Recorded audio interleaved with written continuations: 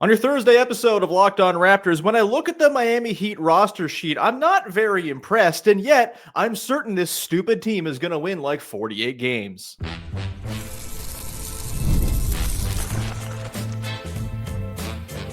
You are Locked On Raptors, your daily Toronto Raptors podcast, part of the Locked On Podcast Network, your team every day. Hey, what's going on? And welcome to another episode of Locked On Raptors, part of the Locked On Podcast Network, your team every day. It is Thursday, September the 11th, and I'm your host, Sean Woodley. I've been covering the Toronto Raptors now for 11 seasons on various platforms. You can find all my work over on Blue Sky. You can find the show on Instagram, and you can join us in the Locked On Raptors Discord server, link in the description of the podcast. Please come hang out. Great place to become part of our listener family. On today's show, we continue our week-long tour while I'm on vacation of the Eastern Conference middle of the pack, the teams that the Toronto Raptors figured to be competing with for seeding in the East this coming season, with a look at the Miami Heat, who, gotta say, they drive me insane. I feel like that's the feeling of most people who watch the NBA and are not fans of the Miami Heat. They just won't go away. And while I'm not terribly thrilled when I look at their roster sheet, I just find myself resigned to, oh my God, they're going to be good again, aren't they? And like, I did not think this at the start of this week. When we began this week talking Pacers and Pistons, I was like, the Heat, they'll be ninth. It's fine. But as the week has gone along, and as I've talked to people covering the Eastern Conference and thought about the Heat more, I'm just kind of getting that little ball of lead in my stomach. And here to talk about that ball of lead in my stomach, among other things, is David Ramil from Locked On Heat. Dave, how's it going, pal? Good. I just want to make clear the team might be stupid, but the descriptor does not extend to podcasters that cover the team. I just want to make that clear. But this is very true. Yeah, like you guys are the the lone acceptable, you and Wes, the lone acceptable Heat guys. We've got John Corrales, the lone acceptable Celtics fan. Maybe we'll see. But it's 50-50 on John, depending on the day. But yeah, you guys are great. Locked On Heat's a great show, and I'm glad you're here to just fill me in on what the hell's going on with this team, man. This is a strange team. We're gonna talk about some old pals, Davion Mitchell and Norman Powell, who are on this team for the full season for the first time. Obviously, Mitchell was a deadline pickup last year for the Heat. We'll get into who we got between the Raptors and Heat in the Eastern Conference, but I just want to get to the bottom of, like, what is this team going to be? They were not good last year. They obviously won the play-in, made it to the playoffs, got waxed by the Cavs in the first round, but they only won 37 games. It was kind of your classic meh offense, really good defense mixture, and they just kind of, just guiled their way to some victories throughout the year, as you expect from the Miami Heat, an Eric Spoelstra coach team. This team's probably going to be starting Davion Mitchell. We'll get to that. Maybe they're not. I don't know.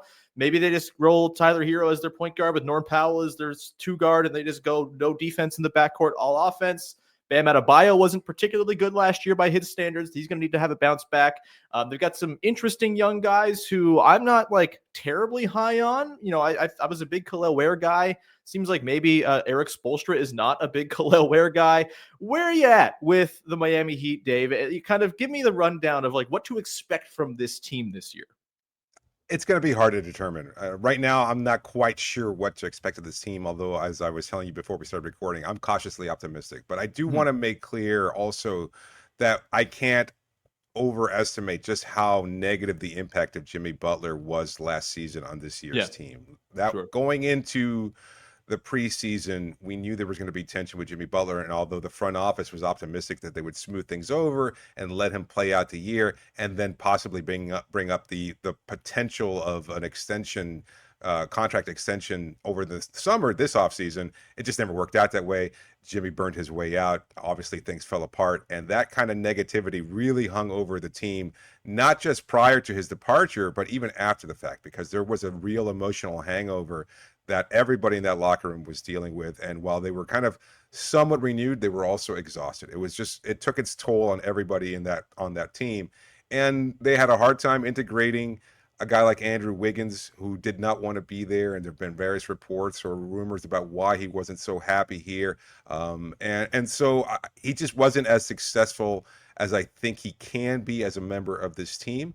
And yet, they bring in Norm Powell now, and I think there's a renewed sense of hope that this team can turn things around. I think they've moved on from Jimmy. It's a completely different team. And with Eric Spoelstra kind of leading the way and Bam Adebayo, who I do think will have a bounce back year, I expect them to be a fairly good team. And at least that's what I think. Knowing this team as well as I do, I believe that they're going to be motivated to prove that this team can continue to win without Jimmy on the roster, and that Eric is going to do a good job of trying to find all these new pieces and maximize what they can bring to the table. A SPO team with a chip on its shoulder is not something I'm excited about as someone who is sick of the Heat, frankly. Let's talk about Tyler Herro for a second, because he was like remarkably good last season, well beyond anything I thought he was ever capable of. And I guess for me, part of my reservations with the Heat is that is he really going to do that again? And maybe, he regresses a little bit, but Bam bounces back and it all kind of comes out in the wash and it's all fine. But like Tyler Herro was like an all-star last year and a deserving all-star. He was like just like a beacon of efficiency. Can he actually do that again? And can he thrive on a team that, again, if like him and Norm Powell are going to be playing a lot in the backcourt together, that is like, I think just a haven for other teams to go poke at on the defensive end. How does that all work out? How does that bleed into his impact? Like, I don't know. Sell me on Tyler Herro doing it again. I'm not going to ever discount Tyler because I've never been necessarily his biggest supporter, but I do know that he has continued to improve throughout his career. And that's something that gets overlooked, is that every time he's been asked to do more, he's done it. And whether that's improve as a defender, and he is somewhat better. He's not going to be a great defender ever, but he can be good in spurts. He'll still get dominated a little bit physically, although he's put on more muscle mass and he's a little bit stronger than he was when he first entered the league, as most players do. And he's become better as an individual defender. He's also improved as a playmaker. And so when you question whether or not he's going to start at the point guard position, my feeling is that he will. And we've talked about this on the show before. It seems likely that he's going to be the de facto point guard of this team because he's improved as a facilitator. He has his assist numbers are fine, and he's much better about making smart decisions. And I think with Norm there on the roster, the thing that I keep coming back to is that he's going to take away some of the defensive pressure that Tyler faced last year as he kept getting better and better. Without Jimmy really on the roster, a lot of teams were able to focus on what Tyler was doing, and he still found a way to score, although his numbers dipped post All-Star break and post trade. And yet he still was the team's leading scorer, as you said, an All-Star, great campaign from him. I just think that Tyler understands now that he's a major part of this team. This is the second consecutive year where his name has not been linked in any kind of trade rumors. He is part of the team moving forward, and you can't overlook that, because I think that pressure was really wearing at him every year as he was continuing to improve. It was just, well, I'm good enough apparently, but I'm not good enough that they're not going to include me for, say, a Dame Lillard or a Kevin Durant or a Donovan Mitchell or any other of the names that Miami has been linked to in the past. So I think he's going to have a pretty solid year. So even with Norm sharing some of the offensive burden, I think Tyler is still going to continue to put up some decent numbers. He's a great shooter. He's a better facilitator, better defender. And that's, it speaks to me as he's a capable player who can start at a high level for this team. Yeah, I mean, he did it last year, and so I guess you got to give him the benefit of the doubt that he's going to, in some way replicate it. I guess I've always just found him to be so unserious seeming, and last year shocked me so much when he figured it out. But I mean, Spo's a wizard, and if he's kind of leveled up and found this level, then great for him, I suppose. I guess the other guy who I think is going to have a big impact on just how functional this team is, we talked about the sort of not so great defense in the backcourt. Andrew Wiggins, like, he's going to kind of have to be prime Andrew Wiggins, like Warriors Andrew Wiggins, I think, as a wing defender to really give this team structure. Obviously, his offensive contributions will be important too. Only played 17 games last year for the Heat. What is your sort of read on Wiggins and his ability to kind of get back to some version of his former self within this team this coming year in his first full season with the Heat? I think this is the trickle effect of getting a guy like Powell is that Andrew can slide into being the fourth option offensively and yet still be a quality starter. He's going to be able to focus on defense. He's going to be able to provide occasional scoring. He's not going to be asked to do more than he's capable of, because we know at this point the book is out on Andrew Wiggins. He's not a star level player. He can just play like the occasional star, and that's fine. That's all they really need from him. And as long as he's steady, solid from three, and provides that kind of wing defense to make up for whatever deficiencies the Herro Powell backcourt might have, I think he'll be fine. So I think, again, he was linked to his trade talks. He was a potential piece of the Kevin Durant trade had they been able to acquire KD. But now that they've kind of leaned into it, I think they're happy to have Andrew on this roster. And I think he does complement that Herro Powell backcourt pretty well, because now he's more suited for the role he's going to be expected to play. So I expect him to have a pretty solid year. And that's all you really need from him. As long as he's a solid role player, I think he's going to be just fine. You're not asking him to do more than he's capable of, although some of that pressure now shifts to Herro and Powell to carry much of the offensive burden. But I think Andrew's going to be just fine for this team next year. And with a full offseason of being able to work with this group, understanding what his role is going to be going to training camp, he should flourish. So that's my expectation for Wiggins. We're going to come back into the side here, Dave. I want to talk more about Norman Powell and Davion Mitchell, a pair of former Raptors who are, seemingly going to be pretty big pieces for this team this year. We will do that as we continue our whip around the Eastern Conference, talking Heat with Dave Ramil, coming up in just one sec. Today's show is brought to you by 5 Hour Energy. It's time to fuel up and turn it up with 5 Hour Energy Transfusion. This grape, ginger, and lime flavored shot brings the iconic taste of a golf course favorite to a non-alcoholic boost. Perfect for sinking birdies or making great memories with friends. It's a hole-in-one for your energy game, whether you're out on the course or just need a little extra push to power through your day. 5 Hour Energy Transfusion delivers the clubhouse flavor you love without ever leaving the green. Look, I am someone who loves to golf once in a while. I'm not a great golfer, but my favorite time to golf, really early in the morning when it's nice and serene. It's not too hot out there. I'm a guy who gets real sweaty, as people who watch this podcast on video have probably seen from time to time. And if I can get out there early in the morning, I'm thrilled. But of course, if you're up early, you might need yourself a little boost. The 5 Hour Energy shot can be a wonderful thing to do. Golf is all about good times with good people and good flavors. The grape ginger lime flavor of 5 Hour Energy Transfusion gives you the best parts of your clubhouse go-to without leaving the course or chasing down the bev cart. And now you can amp up the fun even more. Just buy, snap, and enter for a chance to win a dream golf trip for 2 to any golf tournament in the USA. Tee up that trip. That's 5hewin.com for full rules and entry. No purchase necessary. Excludes the Masters tournament. Ends October 31st, 2025. Back out here with Dave Ramil talking about the Miami Heat and a pair of old pals. Pals in air quotes for one of these guys.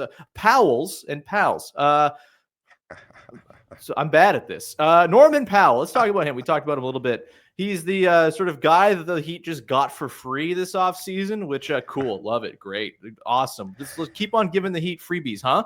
He was really damn good last year. He was kind of a fringy. I think it was maybe a little cute to be like, he's an all-star. Like, come on, it's the Western Conference. But he was very good last season, incredibly efficient.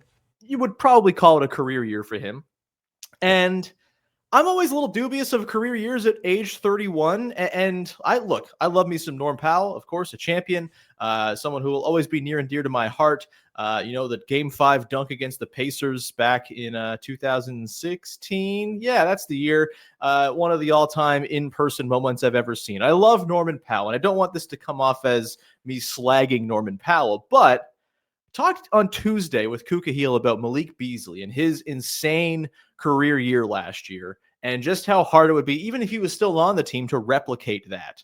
And I'm kind of feeling the same way about Norman Powell, who was fantastic last year. You can't take that away from him, but I do wonder, is it even possible for him to put up the same ludicrous efficiency he did last year in Miami in a new full season, in his age 32 season? Maybe he can do it. He's always been a really electrifying scorer. I have serious questions about him on the defensive end. I think that's always been kind of my bugaboo with Norm Powell. It's always felt like he should be a better defender with his long arms and his quicks and all of that, but he just has never really been that. What's your sort of overall view of the Powell edition? Again, you add him for free. I mean, like, it's awesome. Like, there's no downside to it really for the Heat from their end of things, but Can he actually impact winning for this team on the level that it feels like a lot of folks are saying he will, as they kind of, again, classify him as almost a fringe all-star, which, again, I think is a little bit taking it a little bit too far. My feeling is yes. I think he's going to be providing that kind of offensive punch as a complementary top scorer to Tyler Herro and Bam Adebayo. And that being the case, who are you going to be focusing on as a defense? Mhm. Like, who are you going to try to stop? You know that Tyler can get his most of the time. Bam, I think, will have a bounce back season. And that being the case, that allows Norm to kind of be that functional roving player where he can do a lot of different things to damage another team, to attack them. And I think he's going to be aggressive. He has a renewed sense of energy. And he's also entering a contract year now. So I think that's going to certainly be a motivator. I would Mhm. expect him to be a very good player. My problem, if there's any, or a concern, rather, with Powell is he going to try to dominate so that he could put up bigger numbers and try Right. to kind of take over at times, knowing that he is on a contract year and wants to showcase his talents so he can cash in?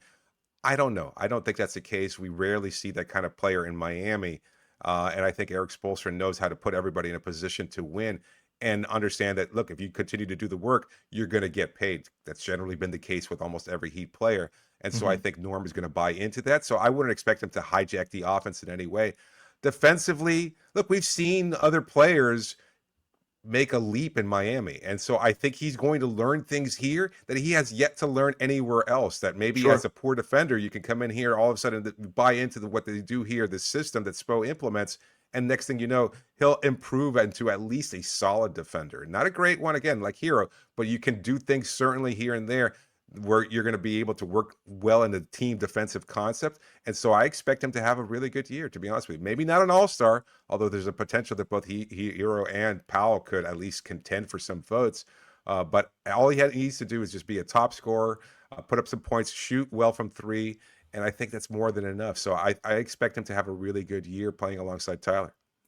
Yeah, I think like the concerns with him are probably more playoff oriented than regular Hmm, season oriented, if I'm being real. Like, we'll that's we'll fair. see, but yeah, he's someone who, I mean, we've seen Raptors fans know quite well what Norman Powell does as like a second side attacker, driving against a crooked defense that's been compromised somewhere else. He's pretty devastating, and obviously, like his shooting arc as a player has been pretty remarkable over the years. And I Yeah, mean, he's been a great shooter basically since his third season in the NBA after right. being basically a non-shooter in college. It's one of the more kind of incredible outlier shooting development cases we've seen. He's like a career 40% three-point shooter. It's nuts.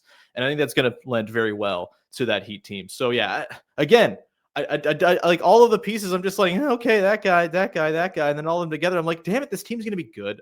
It's so frustrating. It's Um, actually, I think it's a yeah, strength of this team. You know, sure, yeah. you look at this roster, they don't have that superstar. That's why they kept making these kind of inquiries about KD, Donovan Mitchell, etc. They don't Mhm. have that top alpha or 1A score or whatever you call it. But what they do have is depth across the roster. They got 9 or 10 guys who are functional, solid role players and some star level talent in terms of Powell, Hero, and Bam. And I think those guys will definitely bring out the most of this roster. And when you have so many different weapons available, a guy like Spo loves that kind of versatility and depth, and he'll find different ways to tinker around and make in-game changes that could lead to a few extra wins here and there. Next thing you know, they could be a top 5 team in the East. Yeah. I want to talk about Davion Mitchell, who Yes. people who listen to this podcast know truly one of the more infuriating players I think I've ever watched play for the Toronto Raptors. And I think it was kind of an amplified because there was like a certain section of the fan base. You know who you are. We literally had to make like a separate channel in our Discord server for the Davion Mitchell perverts, and I've muted it, and they can only talk about him in there because I can't do it anymore. Who thought he was like the greatest player of all time, and that's obviously not true. He went to the Heat. He hit every three he took after he went to the Heat, which was maddening. To me, still like the only image I have in my mind of Davion Mitchell is him throwing 114-mile-an-hour fastballs to shooters in the corner that he misses hilariously. You're laughing. You've clearly seen it as well. Like they paid him. Great for him. I'm glad he's sticking in the NBA. But I've seen the Davion Mitchell starting for my basketball team experience before. That team won like 9 games during the stretch that Davion Mitchell was starting for them last year. He's not going to start for this team, is he? And if he does, like that, I think changes my overall outlook a little bit, because he's just such a negative on the offensive end, unless of course he's hitting every damn three like he did after the trade last year, which I mean, just don't see happening again. What? You don't expect him to be a 45% shooter anymore? I mean, come on. Look, I know he over exceeded expectations there, but I knew as soon as the trade came in that he was going to become a fan favorite. And sure enough, that's exactly what it is. Like, there were people saying he was the steal of the trade. It was great having him. They loved him. Like, by the offseason, everybody's like, we have to re-sign Davion Mitchell. And I think the Heat made it a priority. They loved what they saw. So he bought in. And like, he was a guest on our show. We talked to him. I got to say, personally, I really like him as a fan of just the way he approaches the game, his approach defensively and everything else like that. He was just really, really focused on it. And you know, he talked about his improvement as a shooter, and he's very confident in his ability to continue to develop and grow in that regard. So I don't expect him to be better than he was last year, but if he can still hover around 38 to 40%, that's still a win for this team. He's not going to start. I don't think so. I think you accept Powell for what he is, and you hope that that's going to be a strength of what you can do offensively, and then you can bring in Mitchell in spurts to provide that kind of defensive presence from the backcourt. He played great defense. He was a real pest. That's what he's done throughout his whole career, really. And as long as he can just do enough offensively, it's fine. And he's not even going to be asked to be a playmaker. You don't have to worry about those 114-mile-per-hour fastballs, because he's just always have to worry about those. He finds a way. Fair enough. Fair enough. Maybe a lingering fear in the back of your mind somewhere, but yeah, he's not going to be asked to be a primary playmaker. I at least I don't think that's going to be the case. He's just going to be bringing the ball up. But even then, in that regard, I think he improved somewhat as a playmaker. Like, he was solid. You weren't asked to do too much. He's not a typical point guard in that sense, but he was just fine in what he was asked to do as a playmaker. And as long as he continues to provide that defense, you know you're going to get something out of him. Miami doesn't have a lot of depth in the backcourt. They re-signed Drew Smith inexplicably after some season-ending injuries over the last few seasons. They love them some Drew Smith. He's Eric Spoelstra through and through, really appreciates everything that Drew Smith brings to the table. And he's kind of like a smaller model of Davion Mitchell in the sense that he just makes winning plays. And that's what Spo loves more than anything else. He just wants those guys who are so dedicated, who always find a way to make an impact whenever they're on the floor, whether they're chaos bringers or just able to knock down those big shots when they're asked to do. And Davion, to his credit, hit some really big shots that I don't think he could have hit 3 years or 4 years ago as he started his career. He was just so big in the play-in tournament and just such a major part of what that team was doing. He did start, and they looked good when he was a starter. So I don't expect him to do that now that with the acquisition of Powell. I think he'll accept his role off the bench, knowing that he's going to get the occasional start when Herro or Powell are hurt. And that's fine. And I think he's going to be a really solid role player and contributor again. So again, he's just one of those guys that Spo finds a way to maximize and find ways to contribute to winning. And I think fans love him down here, and they're happy he's back with the team. Yeah, Sorry. I mean, it's okay. Of all the teams he could have been sent to, the Heat are the one where it's just like, God damn it, he's going to be good there, isn't he? He's a Heat guy. Exhausting. Yeah, he's a really Heat-ass player, man. Yeah, it's really, really, really annoying. This damn team just won't go away. I will say one thing, speaking of banes of my existence, I am glad that I will no longer have to hear from Heat fans and Heat sympathizers otherwise that, oh, Haywood Highsmith's actually really good. No, he got salary dumped. Okay, we're going to the next segment now, Dave.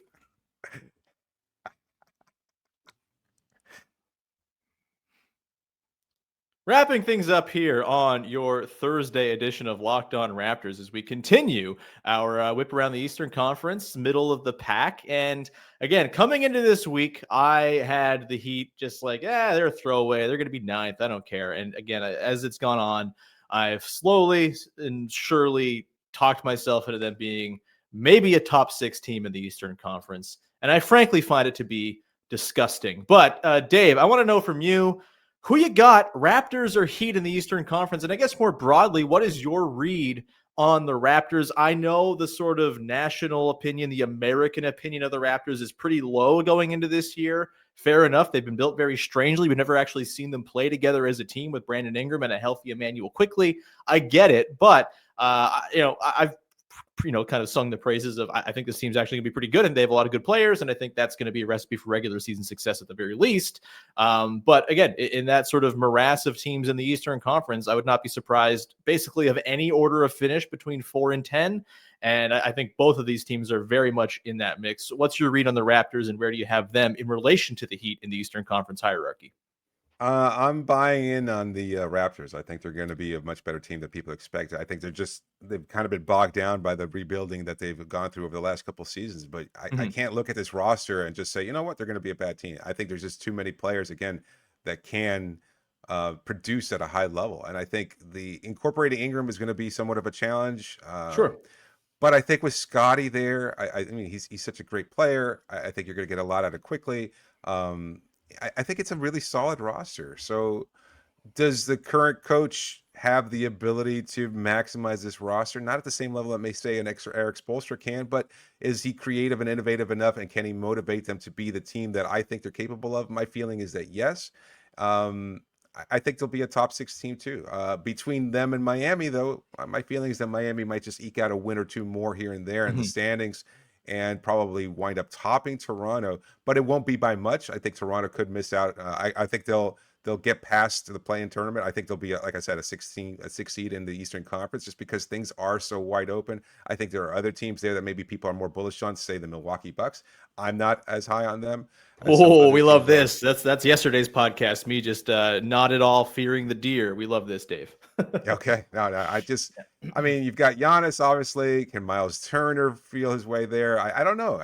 There's questions about that group, and I'm not buying necessarily what they're selling. So a lot of Kyle Kuzma. A lot of Kyle Kuzma. That's never a good recipe for success, too. So, I mean, Doc Rivers, like, Doc is Doc. But he does find a way to win, and yet I don't know. I look at this roster and I think there's potential there for disaster too. I would think that they would finish behind, say, both Miami and Toronto in the standings. That's just the way I read it. I think Toronto does have a lot of potential there. So, what's their identity though? Like, you look at this group, what's their overall identity as far as how you define Toronto? Because you would know better than I could. I think on offense, they're going to try to play very egalitarian, right? Like, I think, yes, it's going to require some give from Brandon Ingram, but like, he's a good shooter and a good passer, and he can make the next play in the sequence. He can leverage a tilted defense. He can create a tilted defense. I think that's going to lend well to what they want to do. I think quickly, his off-ball sort of jitterbug stuff on top of being, one of their better on-ball players. I think he's got a lot more to give than he gave last year. I think that is very much going to be their identity on offense, is like everyone kind of eats. There's no sort of one clear top guy. It's just sort of you run through the machine of their offensive system. And look, their system's created good shots in recent years. They just haven't hit any of them because they've been horribly injured and just not had good players to go take those shots. I think with the system they're going to run, with having just some more 3-point volume on hand, in particular with quickly for a full season, hopefully, I think they are going to sort of start to match a little bit their quality of shot that they create.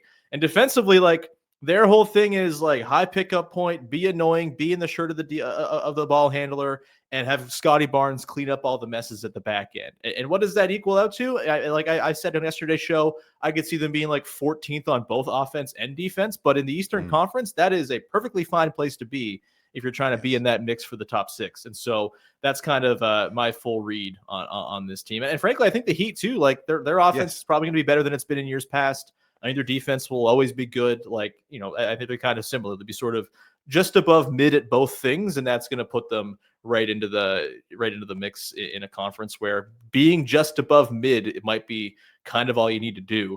And I love that we're both not in on the Milwaukee Bucks. It's fantastic news. The Raptors, not unlike Miami in terms of how that kind of overall identity, I think, is. And just maybe Miami will be better defensively just because they always tend to be better defensively. But other than that, as far as the descriptor that you use offensively, egalitarian, similar to what we've talked about this team. You have multiple players who can step up and find ways to contribute. So I think it's going to be similar. But I do want to mention, though, Niko Jovic is a player I think Raptors fans should watch. He's emerged Sure. as the second best player on a really good Serbian team, and to me, he's like the X factor for this season. He's probably not going to start, although there's that potential for him. But his versatility, I think, is something that you can't overlook. And I think being a potential six-man candidate off the bench, to be honest with you, he's going to be a guy who can ignite the offense as long as they lean into the fast-paced offense that maximizes what he does offensively, being able to bring the ball up, attack the rim, use his size and versatility. He's going to be a very functional player as long as you don't just have him camp down the corner as he's been unfortunately utilized in the past. I think he's going to have a chance to shine. So I'm really bullish on Jovic, and I think he has an opportunity next season to really prove in his fourth season in the NBA that he can be a really solid NBA player. So he's a name to look out for if you're a Raptors fan. Honestly, I kind of think they should just start him and lean all offense. Just go like Herro, Powell, Wiggins, Jovic, and Bam, and just say, we're going to score lots of points. Maybe it's not. Who's going to start at center then? Are they going to start where? They are, yeah. Bam does not want to play center, and he's made that clear. And after they leaned into that experiment last year, they're going to continue it this season. So it's going to be a Ware, Bam, Wiggins front court there, and that's fine. I think Bam showed the ability to stretch the floor. He was much better as a shooter than you would expect him to on some decent volume. I think he's going to continue to improve in that regard. So, look, he did play in the Olympics last season. So I think that kind of, along with the Jimmy Butler situation, I think he kind of was taking it a little bit easier to start the year. Sure. Eric Spoelstra also tried implementing a new offense that kind of took him out of it completely. And so he was just trying to find his footing. But his post All-Star numbers were fantastic, much more like the Bam that we've seen in recent years. But now that this is his team and he's the emotional leader off the floor and on the floor, I think he's going to really take this team under his wing. And I would expect a huge season from Bam, to be honest with you. But Heat fans think he's overrated. I think he's underrated. You never can find a comfortable middle ground there. I think he's going to have a really good season. So I'm expecting big things from Bam. And Ware seemed to be motivated by Eric Spoelstra's comments at Summer League. I don't know if you caught that, but he called them out personally. Oh, I sure did. Yeah. Okay. Something Spo never does. And he used it. And you know what? Ware responded the way that the team wants him to. So is he going to be sufficiently motivated in the preseason and to start off the year? My expectation is yes. And if that's the case, you've got a legitimate 7-footer who can alter a defense with his shot blocking ability. He can switch a little if required to do so. He can drop, obviously. There's a lot that you can get from him defensively, and he can stretch the floor. And of course, he's always a vertical threat near the rim, too. So he can be a very dangerous player. Last one for you, Dave, real quick. Just you can give me a one-word answer if you want. Every year, there's some random Heat guy from the 13th through 18th spots on the roster, either a two-way guy or just like a back of roster fringe dude who is annoying and is good for some inexplicable reason. Who's that guy this year, Dave? Just so we can be prepared. It's got to be Drew Smith. Okay. I thought you were going to go Pelle Larson, but Drew Smith works too. Yeah. Both of them have that capacity to be scrappy and annoying as hell. So you know what? Any team that catches them on a good night is going to be like, who the hell is that guy? And why is he so damn good against us? Oh, man. Yeah, looking forward to, getting the games against the Miami Heat this year over with. I do believe they are in the same group in the NBA Cup. Yes. No, they're not. I was wrong about that. They are not in the same group. No, the Heat are along with the Bulls, the Hornets, the Bucks, and the Knicks. Oh. Man, they got a plum draw there. Damn. The Raptors, meanwhile, have themselves the Wizards, Hawks, Pacers, and Cavs. So we'll see. Maybe they meet up in Vegas, in the knockout rounds of the tournament. Either way, Dave, thing I'm excited to do more this year is crossovers with my Locked On pals. Now that the Raptors are no longer just toiling away as one of the worst teams in the league on purpose, I can't wait to talk to you guys again. We'll have you on again throughout the season for sure. Same with Wes, who we did talk about a Jimmy Butler trade last year with. That was fun. Definitely the trade that absolutely happened. So that's how it goes when you do fake trade podcast, ain't it? Dave, thanks so much. Anything you want to promote for the good people? No, absolutely. Thanks so much for having us. And we always look forward to talking with you because you're one of the best out there in the network. And no, nothing to promote other than just listen to the Locked On Heat. If you're curious about this team, we're excited. We're also doing a rundown of the top 25 players over the last 25 years. So that's been fun to go down that road of the team's history. So check it out. And we're available wherever you can find Locked On Podcast Network. Next year, you should do a top 26 most annoying players in of the last 26 years. That's too long a list. You can't make it. Yeah. It wouldn't be top 260. That's last year's. Yeah. That's good. Oops, all annoying list. Yeah, that'll do it. Thanks so much, everyone. Go support Locked On Heat. You can find this show on your favorite podcast apps, all that good stuff. Subscribe on YouTube if you haven't yet. Why haven't you yet, huh? Or subscribe on your favorite app. It's much appreciated when you go ahead and do that. You can join the Discord, link in the description of the podcast. 100% free to join, be part of our listener family. We fight sometimes, but in a nice, friendly way. It's like, your lovely family dinner without the politics. And we will leave it there. Thanks so much for hanging out. Bye-bye. Damn it.